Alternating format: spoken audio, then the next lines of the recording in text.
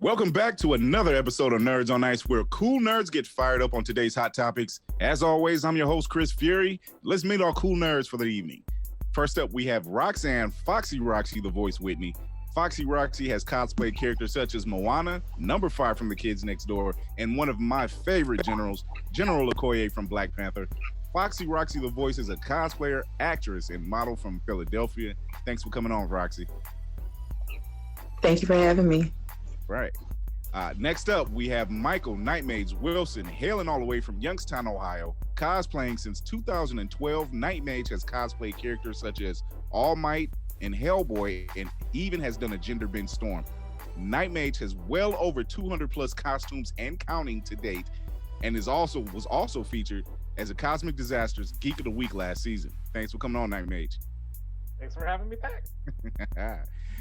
Samantha Pasa is a low-key crazy cat lady, master procrastinator, and definitely a chaotic neutral.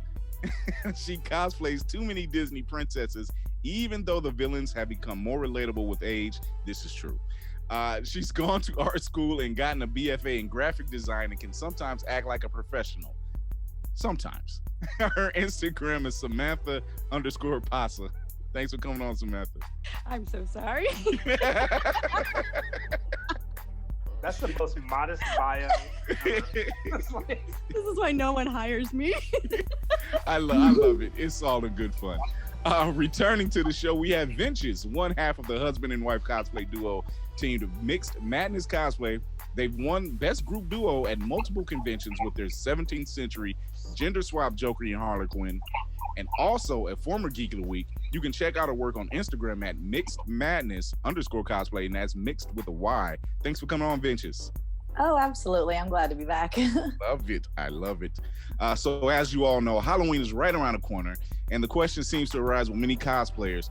Is it still cosplaying or costuming?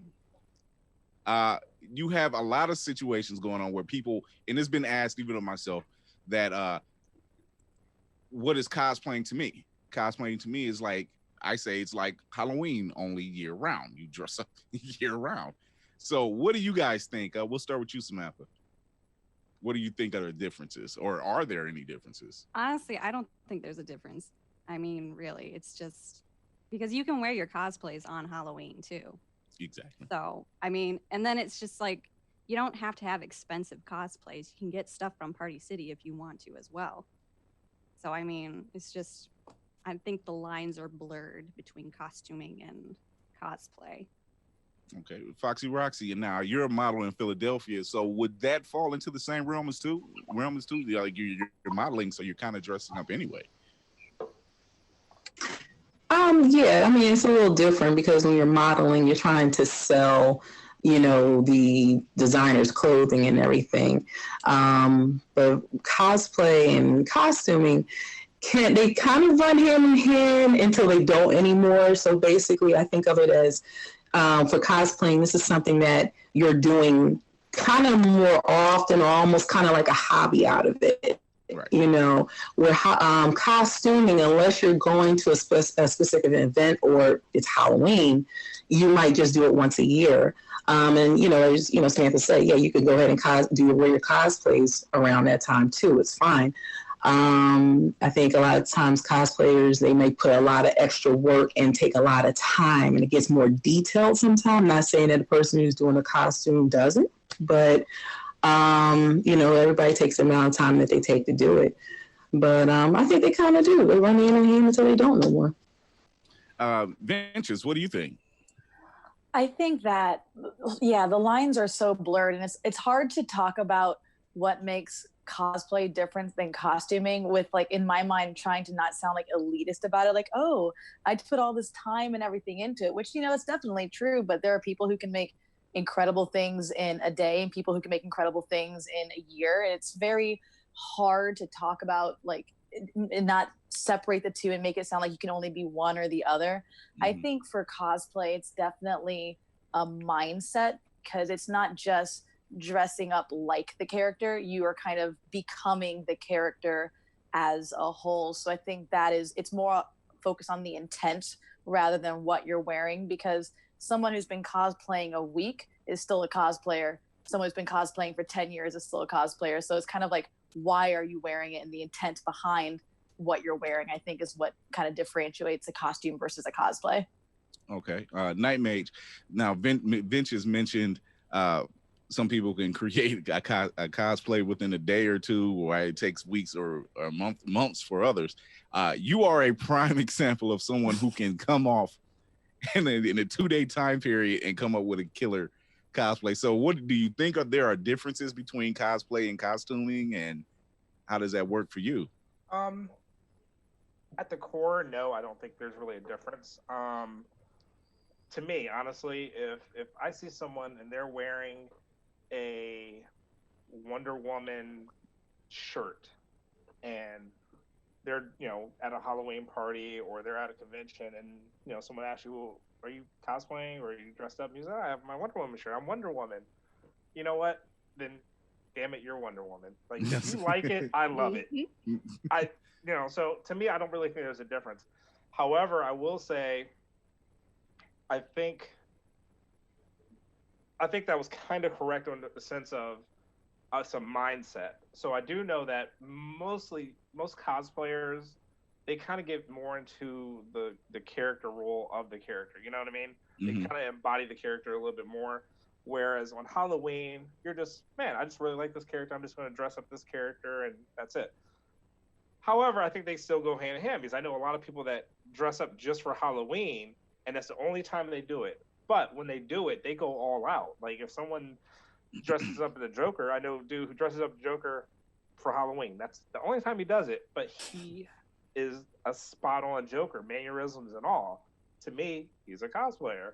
Right. You know what I mean? And then there's some people who just dress up and just want a costume and just to have fun and go party and drink, which to me, they're still a cosplayer. But I think there is a subtle difference in the mindset. So yeah, they're the same, but in the mindset, it can be different. Right. Now, before it's been defined that cosplay is defined as the practice of dressing up as a character from a movie, book, or video game. But see, now I think it's evolved from that. You have people who dress up as characters from cartoons and from anime and, or manga movies, or manga books for the sake of that. Are there particular, going forward, despite the year of COVID, going forward, do you think that the concept of cosplay will change going, the following year, or will the definition change? What do you think will happen? What do you think, Venchise? I think that the definition of cosplay will remain the same. I think people, I know, kind of speaking for myself, I am people in this circumstance. I am one of those people who I love a deadline. I like knowing there was a convention or something coming up. I needed that push to get things going because I'm done at work at 5. I want to watch TV and do nothing. I don't want to sit hunched over playing with craft foam until 1 a.m. But I know I have to do it because I only have so many days. And one thing I've struggled with is finding that motivation. I've had 50,000 ideas during quarantine and I've gotten half of stuff here and there, but finding that motivation to do it has been really hard. So I think that in a world of COVID where we're not able to gather together and show off our work together in real life, I think people are going to have to find a new reason to want to cosplay. For people like me who love doing it for conventions and getting to interact with cosplayers there, I have to find like a new end goal, So for me, I'm kind of like, let me just build my closet. Let me make it so that when the world opens back up, I can be like, finally, I've got 15 new things to wear outside of my backyard. So I think that's what's going to need to be the biggest change is like, where are you doing it? Why are you doing it for? And finding that motivation, at least for me. Right. FoxyRoxy, what you got? Yeah, I agree. I think right around now, because you are dealing with a whole lot of COVID and you do need the kind of like encouragement there to do it, because I know for a while I kind of just went through this like blah stage, like, okay, I don't know what I want to do, but then now we have all these different shows and different things that are coming up that you watch on television. It's like, I'm getting a little inspiration. let me try, and all of a sudden your mind starts to, getting into that little creative mode there. And I feel that's when I start feeling a little bit of inspiration to do a little something. And so when we do, hopefully get a chance to go back to the cons again, you will have some more ideas to show to everybody. And even before then, whatever little selfies you do, or if you do any professional photos or whatever, can get posted and people can see that. And that can still kind of keep your interest, your personal interest up into doing it. But yeah. So when you say you've been getting some ideas, I think I see Orinthia Blue in your future. Am I correct? I didn't hear you. I said I think I see Orinthia Blue in your future, Hippolyta from Lovecraft Country. Yeah. It's funny you mentioned that because I was up there, I'm thinking of the blue hair, and I'm like, okay, what could I put together to make a suit? That's not going to be hard. My mom, she's a seamstress and everything, so I'm like, hey, Mom, let's go ahead and put this together. So yeah. You're right. Yeah, put out my head. Samantha, what do you think goes forward with cosplay and costuming? What do you think the following year when the world opens up? But we say that like it's a gateway, like a Stargate or something. But what do you think is going to happen going forward? I don't know if the definition's going to exactly change because, it's literally costume play. Whatever you think is a costume and you're just playing around in it, that's what it is. But I think the way that we are going to put ourselves out there is it's already starting to get more creative. We're stuck on the internet now. We don't have conventions anymore to show it off. We can't go around and be with our friends. So I think, because I've seen like the quarantine cosplays where people are using like toilet paper and paper towels and like recreating famous paintings or something. That's where all that toilet paper went to. Yeah, that's where all that toilet paper went to. Good. But yeah, I think it's just going to get more creative, and I'm kind of excited how it is. Really. Knightmage, what do you think? Well, before you go on, you're probably already set. I just watching you this past year, you're probably already set. But what does it mean for you or for other cosplayers that in our circle? What does that mean for you going forward? For me personally, nothing's changed because I have no life. So I've been creating just like nothing's ever, everything's fine. But to be honest with you, I think when we get back to going to conventions, man, how can I say this? So before COVID, it was getting to the point where like the competition in cosplay was so tough, man. Like every time I had to judge, it was just nerve-wracking. Every time, people are just popping out with new materials coming out, with 3D printing becoming relevant and just being it's overrunning everything. Like the quality and type of content that's coming out has just been amazing. So that was before COVID. Now with COVID, exactly what Samantha said, people they've gotten more creative. So you got those creative juices and neurons flowing and stuff like that. When we hit the convention scene again, it's going to be a dog-eat-dog world. Like, it's going to be just a madhouse of just creativity, and which I'm excited for. But the one thing I'm afraid of is I hope it doesn't cause, like, more negative competition type negativity. Like, I think it was starting to get there before COVID. Now that, we've had like kind of a rest and a break, but we are being more creative. When we get back to it, I think it's just going to be a huge boom. And I'm excited for it. Just all out, I'm excited for it. I don't think anything's going to change as far as like the definition of what cosplay is or anything like that. If anything, I think it's being more inclusive to those type of creativity things. Like people saying, before maybe like 5 years ago, someone doing a meme cosplay, like, oh, that's not really cosplay. Well, no, today, that's cosplay, is, right. Man. That's there's sky's the limit. So, I think if anything, there's the cosplay definition has been broadened. It's widened. So, and you mentioned the creativity level. you can say maybe 2 years ago, you know, if it wasn't Harley Quinn, it was Captain Marvel. And there's nothing wrong with that, but it seemed like there was this running thing where it was the new thing to do. It was the new thing to dress up as. It was a new person to dress up as. I think with COVID, and like you said, Knightmage, it's caused people to really think about what they're going to do. You know, really think about the character they're going to play. Sometimes coming up with a whole new character, or, you know, really reaching into that bag and pulling something out. You know, we'll start with you, Samantha. What has been a difficult cosplay for you to come up with? To come up with, like, ever? Yeah, well, yeah, we'll say whatever. You know, honestly, I had been working on this one Rapunzel dress. It's actually the one that's back there since like 2017. I don't know why I struggled with it. I struggled with it. I got stuck on stuff, and then I couldn't figure it out, and then I just gave up on it, and that was going on for 3 years. So honestly, it was just the lack of motivation that I had to finish it. It was just like my main problem. But then I have nothing to do now. Like, I have no excuse not to do it.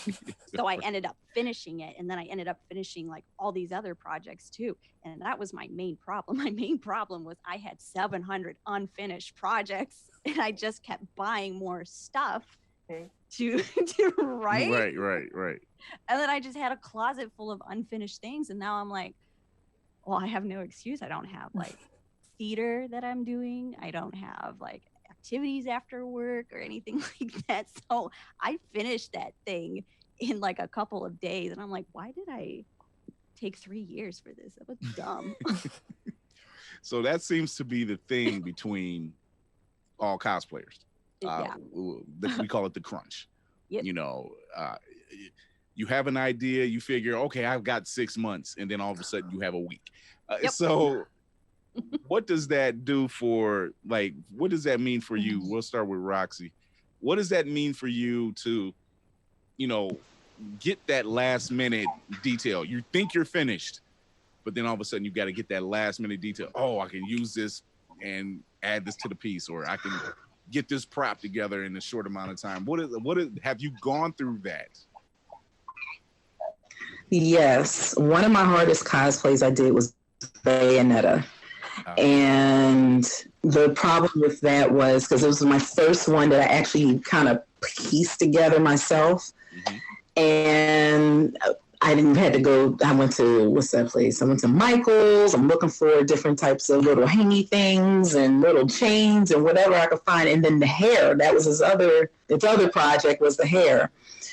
And when I was finally done, I mean, for my first, like, I was able to go ahead and sew and glue and all that project, I was impressed, you know, but it was, that one may have taken me about 4 days to do. Venchise? Yeah. Oh my God. On a happy note on that topic, there was the last convention that I was able to go to was C2E2 in Chicago, like right before the world shut down.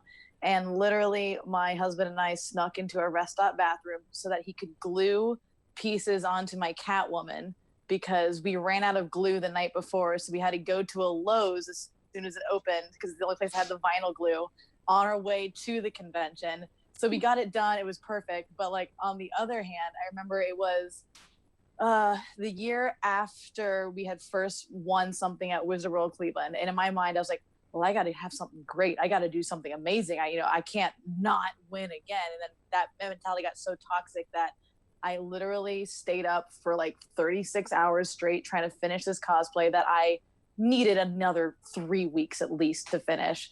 And I got it, like, I looked like Cinderella after her sisters had ripped the dress apart. Like, that's how terrible this looked.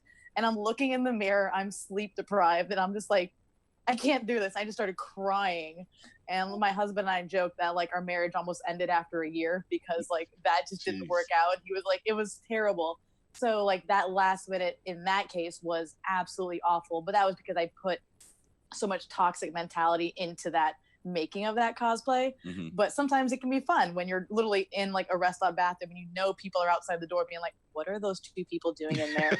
They've been there for like 20 minutes. And then it comes out and it just smells like chemicals because it's like this high intensity vinyl Completely clueless on what's going on until they see. I'm like, oh, they're not doing what we thought they were doing. They're doing. And I'm like, it would be more normal if we were doing what you thought we were doing. This is weird.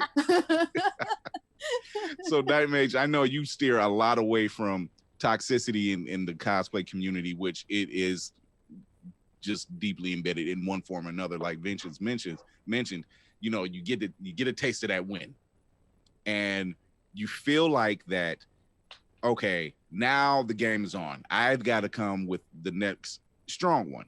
Or the other mentality is, I didn't think it was going to be that well received. Now I really got to step my game up. What do you think? And I'm only in competition with myself. Like I don't honestly, like the funny thing that I've learned is it doesn't matter what someone else does, it's how people perceive you. Like you know, some of my most simplest costumes are the ones that went viral, where Mm-hmm. you know, others I put like, you know, 4 or 5 days into working in it and stuff. I'm like, I put a lot of time in this. How come, you know, this isn't getting enough attention or whatever? And then, you know, I do something that's like a 1-day build and it's just flocking everywhere. Like, so I realized that honestly, not to try and chase that that next big thing. Mm-hmm. Just do you and just put your passion into your work, and people are going to gravitate towards it. If they don't, they don't. If they do, they do. Great. They don't, fine. It's still something that you love, and you know. And that's kind of what like I said. That's what I'm afraid of. Mm-hmm. Is when we go back to everything's normal. People are going to want to try and like chase that next big thing. They're going to kind of remember, oh man, you know, I won these competitions before, and I want to like jump back into it, and it's just going to be. I hope it's a positive type of competition field. Yeah. Because I love that. I love it. That's why I do love judging competitions, because I love that positivity, and I love Right. seeing people in line and sharing ideas, and everyone's like, you know, oddling each other's costumes and stuff. What I don't like is that, you know, toxicity and negativity. So I don't know. You know, you're so right about that though. Like it can be, I mean, I'm glad that I went through what I did that one year. I mean, I literally didn't touch cosplay for about 1.5 years after that. I was so defeated. But the next one that I did, my husband and I, we just pulled something that we had worn literally 4 years ago. It was a Tonks and Remus Lupin from Harry Potter out. I hadn't touched it. Yes, I love it. We wore that to another convention just to walk around, and like seeing some little kids get excited about seeing Harry Potter characters made me feel good again. And then the next convention we went to, I was like, I'm just going to do a character that I like. So I did Michelle Pfeiffer's Catwoman. I looked at my husband and I was like, I think you're as hot as Ewan McGregor, so we're going to do you as Obi-Wan.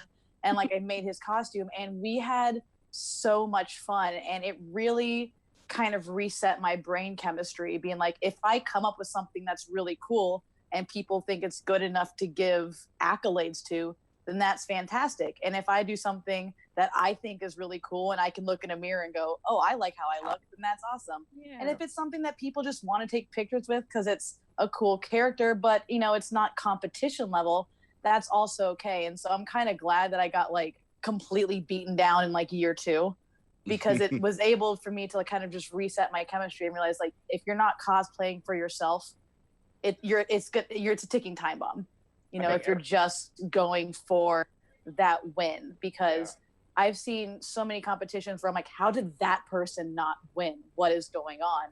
So, and it's not because everyone else wasn't just as talented, but certain judges were looking at certain things for certain reasons. So if you go into it and you just want to have fun for yourself, if you're not doing that at your foundation, it's going to crumble. And I speak 100% from experience from it. So just like Knightmage was saying, I really do hope that people go back into it and are just excited to be there And although, you know, competition can be healthy, it's what makes us want to be better. I hope that isn't everyone's driving force. What do you think, Roxy? Yeah, I believe definitely in cosplaying for yourself.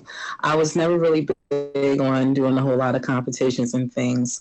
My fear was I felt like if I went into competitions, and it's just my personal thought about it, that I would always have to try to outdo what I did last time. And I don't like that kind of pressure. So I want to have fun. And, you know, when you go to the cons, when you see different people, the young, the old, especially, you know, the young, they looking at you like you are the real thing. Like you are, you know, no matter what race or sex you are, you're that real character and their mind is blown. You have created this fantasy and made their entire day, you know, and even for the older ones, it's like, oh my gosh, you know, you never really realize how influential you are to people. You know, and that right there is exciting and rewarding in itself. You know, you get to be this person that for a day or even a couple of days that you're at a con and act out this character and people know who you are. You're embodying everything about this character and you feel good and you make others feel good. And that's rewarding. And there's no pressure there. Mm-hmm. I think that's actually a really interesting thing with cosplaying now is, you know, we say we cosplay for ourselves, which is true, we do. But cosplayers now are, you know, they're celebrities in their own right. Like they have their own followers and they're influencers, and the things you cosplay and the things you do in cosplay, people are always watching and people are always going to be inspired, motivated, and you know, you're influential. So we're cosplaying for ourselves, but you have to remember that what you do in cosplay and the things you're doing and stuff, you're actually, you know, influencing others too. So we're cosplaying for ourselves, but honestly, we're doing it, you know, for other people too. You're giving that inspiration to someone who might be an introvert, you know, who may not be comfortable. You know, they want to cosplay. You know, they want to come out of their shell, which is a common thing. It's a common thing again with people who are currently in cosplay that they felt like, oh, I don't know if I want to do that. I don't know if I want to dress up like that. I just want to go to the convention. And then you realize that you walk onto a convention floor and you're kind of at home. You know, you feel like, oh, it's okay. You have this couple over here doing this, and then you have this little old lady who's actually dressed up as Miss Frizzle or something, you know, and it makes you feel better about yourself. It makes you feel better about yourself. So that being said, like you said, Knightmage, you do cosplay for yourself, but your action inspires other people. It just gives other people the go ahead to say, hey, it's all right. It's all right. You can do it. You know, it's fine. You know, Samantha, I know Samantha and Venchise, you both work in the theater field or used to work in the theater field. Am I correct? Work implies getting paid. I dabble. Dabble, yeah. It's volunteer. Volunteer. Right. So, I mean, you have these inspirations that come from working in theater, doing cosplay, and walking on the convention floor. And like Roxy, I've seen tons and tons of General Okoye's, or, you know, and they've all looked fantastic. Have you ever seen a little girl come up to you and think you were the real deal? Actually, yes, and also my co-workers' children. I showed the pictures. They're like, "She was in the movie," and I'm like, "Oh no, no." But it was just the fact that they were just happy, you know, and just excited, and saw this bald head, and was like, "Oh yeah, that's her," you know. But yeah. Well, it's not bald. He needs a haircut, but. Sans love stopping it. a rhino dead in its tracks and everything, but yeah, it works. There was a little girl once because I was dressed in my Joker costume, which has a gory makeup, blood's dripping down my face, but it's like a Victorian gown. And this little girl comes up to me with just like stars in her eyes. She's like, "Are you a princess?" And I was like, "Yes, I am." And like I just like completely changed. I was like, "I will be whoever you need me to be right now." And clearly that's a princess. So well, guys, this has been a great show.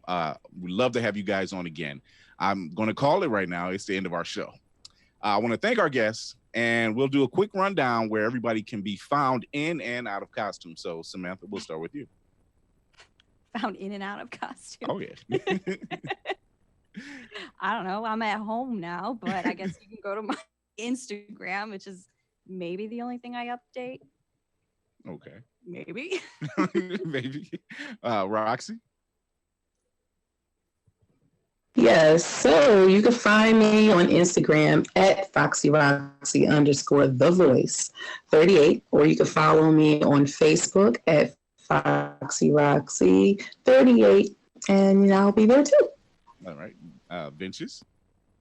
yeah, I am on Instagram, also on Myxed Madness _cosplay. I've been meaning to get my Facebook page and YouTube up and running, but again, that lack of motivation has been kicking my butt. But I've actually started to feel a lot better in recent weeks, so hopefully that will all be up and running soon. Okay. Knightmage?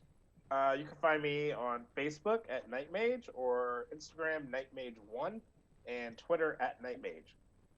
All right. Thank you, everyone. And as your unforgettable protector and host, Chris Fury, I want to thank everybody for coming on. And and until next time, remember to educate yourself and others, entertain yourself and others, and empower yourself and others. And until the next episode of Nerds on Ice, Chris Fury out.